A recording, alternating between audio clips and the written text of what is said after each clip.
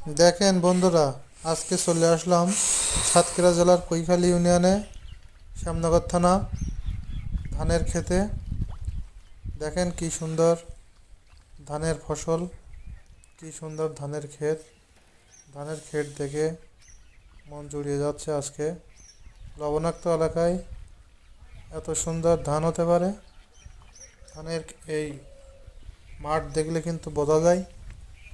এর আগে লবণ পানির জন্য এত সুন্দর ধান হতো না।